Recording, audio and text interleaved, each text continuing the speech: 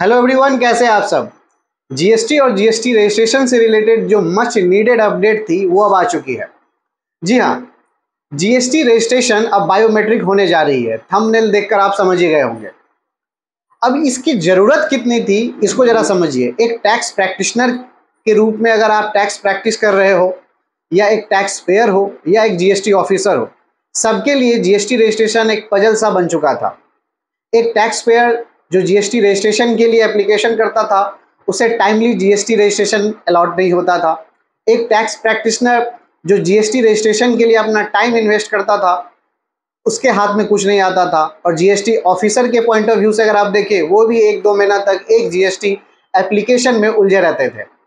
अब एक finance ministry की तरफ से ये एक नोटिफिकेशन आया है जीएसटी पोर्टल के माध्यम से कि एक एडवाइजरी जारी की गई है, जिसमें इंडिया के 2 state Jammu and Kashmir and West Bengal में जीएसटी रजिस्ट्रेशन अब बायोमेट्रिक कर दिया गया है। मतलब 2 अगस्त 2024 से इन 2 स्टेट में जीएसटी रजिस्ट्रेशन बायोमेट्रिक होगी। ये मच नीडेड अपडेट थी, जो कि इस देश में होना जरूरी भी था। बहुत ही हेल्पफुल ये एक स्टेप है। अब इस जीएसटी रजिस्ट्रेशन बायोमेट्रिक में क्या क्या कुछ चेंज हुआ है और इसका किस तरह से असर पड़ेगा, इस सब के बारे में हम समझेंगे इस वीडियो के माध्यम से। तो आप जुड़े रहें। देखिए, टोटल 10 पॉइंट है इसके अंदर। इस टोटल 10 पॉइंट को हम डिटेल में समझेंगे कि जीएसटी रजिस्ट्रेशन बायोमेट्रिक किस तरह से असर करने वाली है और ये किस तरह से काम करेगी। 2 अगस्त 2024 को एडवाइजरी रिलीज हुई है कि Jammu and Kashmir and West Bengal में जीएसटी रजिस्ट्रेशन बायोमेट्रिक होगी। बताया जा रहा है कि पहला जो पॉइंट है कि rule 8 of the CGST rule 2017 has been amended to provide that an applicant can be identify on the common portal based on the data analysis and risk parameter for the biometric based Aadhaar authentication and taking a photograph of the applicant along with the verification of original copy of document uploaded with the application। पहला point आपको similarly ये बताता है कि जब भी कुछ risk parameter या डेटा एनालिसिस के रूप में ऑफिसर के पॉइंट ऑफ व्यू से अगर उन्हें कुछ भी डॉट लगेगा, तो आप जीएसटी बायोमेट्रिक के दायरे में आ जाएंगे। ये सबके लिए जरूरी नहीं है। पहला पॉइंट यही बताता है कि as per the based on the data analysis and the risk parameter, इन दोनों के बेसिस पे अगर ऑफिसर को लगेगा कि आपकी जीएसटी जो एप्लीकेशन है उसे बायोमेट्रिक करना चाहिए, पर्सनली आपसे मिलना चाहिए, तो वो आपके जीएसटी एप्लीकेशन को बायोमेट्रिक केस में डाल देंगे। अब ये आगे कैसे होगा, दूसरी पॉइंट समझिए। लेकिन उसके पहले आपको बता दूं, data analysis and risk parameter क्या क्या हो सकते हैं। सपोज कीजिए जो एप्लीकेंट है, अगर एप्लीकेंट के पर्सनल जो इंफॉर्मेशन है, just like mobile number, email ID, ये उनके ना होकर अगर टैक्स प्रैक्टिशनर है, अगर उनके होते हैं, तो ये एक रिस्क पैरामीटर है। डेटा एनालिसिस में जो भी आप डॉक्यूमेंट अपलोड कर रहे हैं, उसमें अगर नाम की अगर कुछ हेरा फेरी है या एड्रेस के कुछ फेरबदल हैं, तो ये एक डेटा एनालिसिस के पॉइंट ऑफ व्यू से आते हैं। जहां कुछ डॉट हो, तो उस डेटा एनालिसिस या रिस्क पैरामीटर पे आपके जीएसटी एप्लीकेशन को जीएसटी बायोमेट्रिक की कैटेगरी में रख दिया जाएगा। दूसरा पॉइंट समझिए, the above said functionality has been developed by the GST and it has been rolled out in Jammu and Kashmir and West Bengal and 2 August 2024। मतलब जम्मू एंड कश्मीर और वेस्ट बंगाल में ये 2 अगस्त 2024 से ये एडवाइजरी को काम किया जाएगा। इसके ऊपर इन दोनों स्टेट में काम किया जाएगा। तीसरा पॉइंट समझिए, the set functionality also provide for the document verification and appointment booking process after the submission of application in form GST REG01. The applicant will receive either of the following link in the email: a link for the OTP based Aadhaar authentication or link for the booking an appointment with a message to visit a GST Suvidha Kendra along with the detail of GSK and jurisdiction for biometric based Aadhaar authentication and document verification, the intimation email। मतलब तीसरा point आपको ये बता रहा है कि जब भी कोई आप एप्लीकेशन करते हो REG1 के थ्रू, जो एप्लीकेशन करते हो फॉर्म REG1, उसमें अगर आप जब उसे सबमिट करोगे, तो जो लास्ट प्रोसेस होता है, जब आधार बेस्ड हाइपर ऑथेंटिकेशन के लिए OTP जाता है, उस वक्त अगर रिस्क पैरामीटर या डेटा एनालिसिस के रूप में अगर वो सब कैटेगराइज हो चुका है अगर आपका एप्लीकेशन, तो आपको 2 तरीके से इंफॉर्मेशन मिलेगा कि सबमिट करने से पहले ही आपको बता दिया जाएगा कि आप जीएसटी बायोमेट्रिक के कैटेगरी में आ गए हैं। आपको एक लिंक दिया जाएगा, जो लिंक आपको ये बताएगा तो उस पर क्लिक करके आप अपनी जो बुकिंग है वो फिक्स कीजिए। कहाँ जाने के लिए? ऑफिसर से मीट करने के लिए। वो कहाँ होगी? तो जीएसटी सुविधा केंद्र, जीएसके, जीएसटी सुविधा केंद्र में आप मीट करेंगे। उस लिंक के माध्यम से आप अपनी बुकिंग कंफर्मेशन करवाएंगे। आपको एक आपके ज्यूरिसडिक्शन के हिसाब से आपको एक लोकेशन अलॉट किया जाएगा, डेट अलॉट किया जाएगा। फिर आप उनसे फेस टू फेस होके इस जीएसटी बायोमेट्रिक का सारा काम करेंगे, प्रोसीजर फुलफिल करेंगे, फिर आगे का कोई काम कर पाएंगे। चलिए चौथा पॉइंट, और अगर as per the risk parameter और डेटा एनालिसिस अगर आप कुछ ऐसे नहीं पाए जाते हैं तो जैसे हाइपरलिंक आधार ऑथेंटिकेशन होता है वो एज इट इज चलता रहेगा।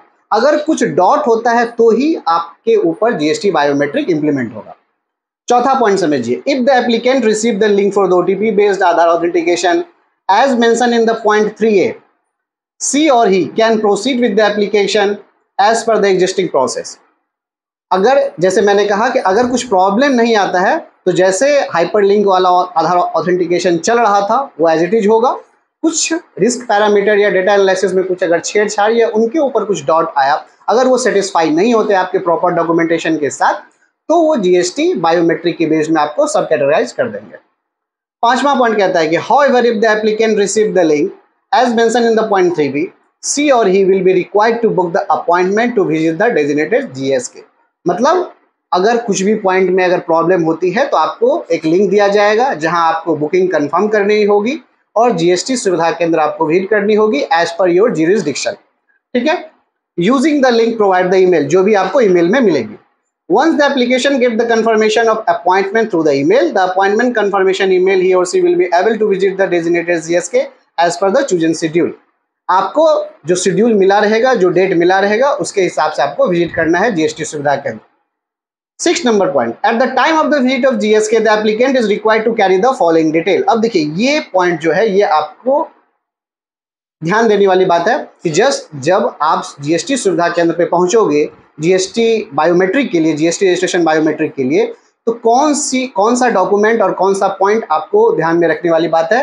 पहला कहता है कि a copy of hard and soft copy of the appointment confirmation email. जो अपॉइंटमेंट आपने कंफर्म की है बाय ईमेल के थ्रू, उसकी एक हार्ड कॉपी और सॉफ्ट कॉपी आपको रखनी होगी। The detail of jurisdiction as mention in the intimation email, जो जुरिसडिक्शन है ईमेल के थ्रू आपको मिली है उसकी एक कॉपी रखनी होगी।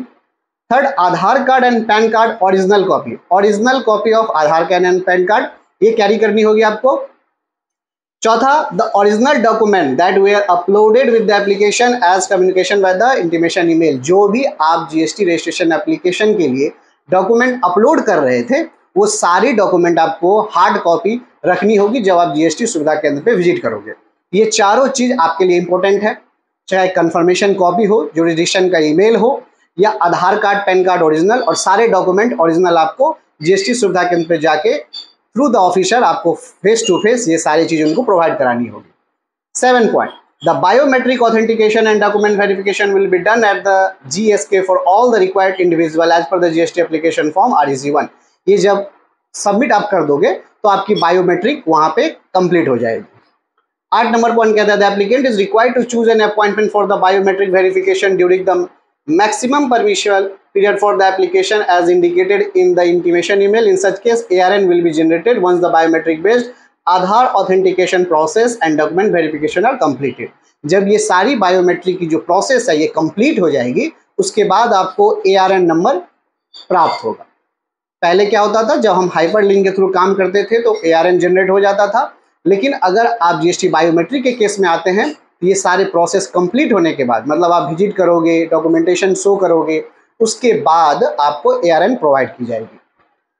9 number point, the feature of the booking an appointment to visit a designated GSK is now available for the application of Jammu and Kashmir and West Bengal. मतलब जो मैंने आपको स्टार्टिंग में कहा था सिर्फ इन दोनों स्टेट के लिए हुआ है, जम्मू एंड कश्मीर और वेस्ट बंगाल के लिए जीएसटी बायोमेट्रिक का प्रोसेस है। The operation days and hours of the GSK will be as per the guidelines provided by the administration in your respective state. अब हमारे स्टेट के हिसाब से जम्मू एंड कश्मीर और वेस्ट बंगाल के स्टेट के हिसाब जो एडमिनिस्ट्रेशन जो इसमें टाइम अलॉट करेंगे कि कितने समय में ये सारे काम होंगे और इनकी क्या क्या टाइमिंग बेस्ड जो प्रोसीजर है ये स्टेट डिसाइड करेंगे और स्टेट के एडमिनिस्ट्रेशन डिसाइड करेंगे। समझ गए?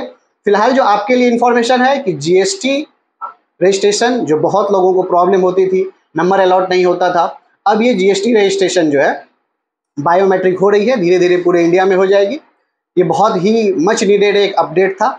ये जो चारों पॉइंट है ये आपको ध्यान में रखनी होगी कि copy of hard and soft copy, Aadhaar card and PAN card, jurisdiction की डिटेल और सारे आप जो भी डॉक्यूमेंट अपलोड करोगे while filing the GST registration, while filing the GST application, उस वक्त ये आपको प्रोवाइड करानी होगी। आई होप जीएसटी बायोमेट्रिक जो जीएसटी रजिस्ट्रेशन अभी होने वाली है ये इन्फॉर्मेशन आपके लिए हेल्पफुल होगी डे टू डे लाइफ में, चाहे आप टैक्स पेयर हो या टैक्स प्रैक्टिशनर हो। और ऐसे इन्फॉर्मेटिव वीडियो के लिए आप हमारे इस चैनल को लाइक एंड सब्सक्राइब करते रहें। मिलते हैं नेक्स्ट वीडियो में। टिल देन, जय हिंद, थैंक्स फॉर वॉचिंग।